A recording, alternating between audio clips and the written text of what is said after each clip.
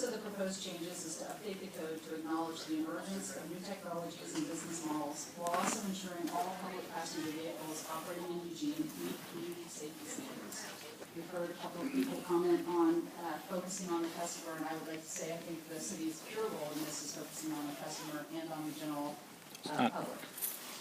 The proposed changes allow fare calculations using smartphone applications. Additionally, even though we believe that the city's current public passenger vehicle code provisions require companies like Uber and Lyft to obtain a PPV company license, code amendments are proposed that would clearly require these types of businesses to obtain a PPV license from the city of Eugene to operate. Similar to your previous item, an immediate effective date has been added to the proposed ordinance. If it passes with 6 votes or more, the ordinance will go into effect immediately. If it passes with less than 6 votes, the ordinance will go into effect in 30 days. I'm happy to answer any questions about this. Thank you. Council Vice President? I just didn't think Councilman Clark was before. But do we want to put the motion out and then have a conversation? I think that probably is appropriate. I move to adopt Council Bill 5136, updating the public passenger vehicle code. Second. All right, moved and seconded. I started a queue. I have Councilor Clark and then Councilor Evans. Thank you. I appreciate the tact that staff has taken to this point as a reasonable one from your perspective of trying to work with the folks at Uber to try and work together. I appreciate that you've tried to operate in good faith with them, but they have not operated in good faith with us. It's my opinion that while I've heard about some of the work to try and bring them into compliance with our existing laws that protect the folks who are passengers, that they make a promise and then sometimes don't deliver and don't keep their word and their agreement about how they want to work with us. I, for one, would like to see much more robust enforcement of our policy and our code than we've shown to this date.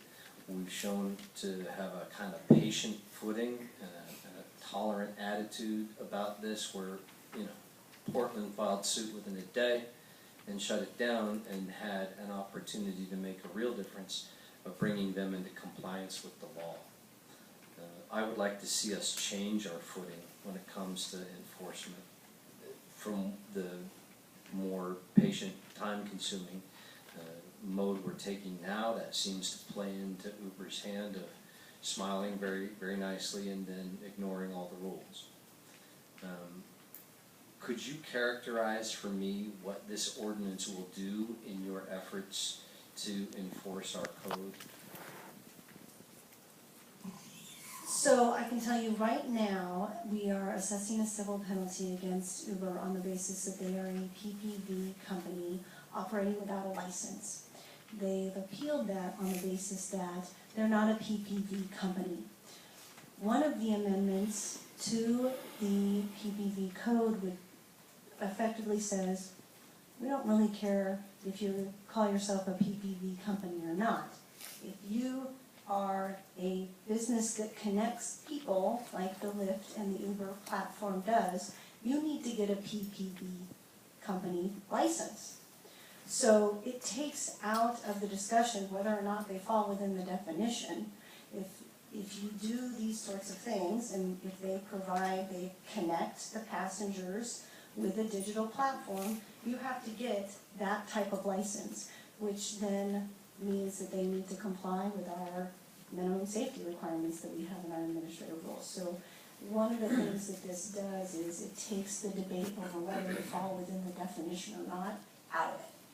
Doesn't matter if they do or not, they've got to get the license. If you give people rides for money, you're a passenger service, essentially. And what this is saying is, one of the arguments, as we understand that they're making, is we're simply the platform. We're not giving people rides. So what this code amendment says is, you provide that platform that connects up a passenger to a ride, then you need to get the same type of license that a taxi company type license would be.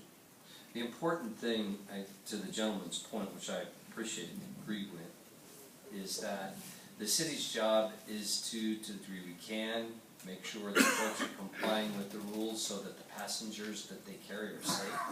That has to do with licensing and background checks and all that sort of thing. And our job is also to provide a level playing field, so that in the end, everybody's playing by the same rules, everybody is subject to the same laws about how they operate, and the passengers that they carry then have some degree of reliability about who's driving.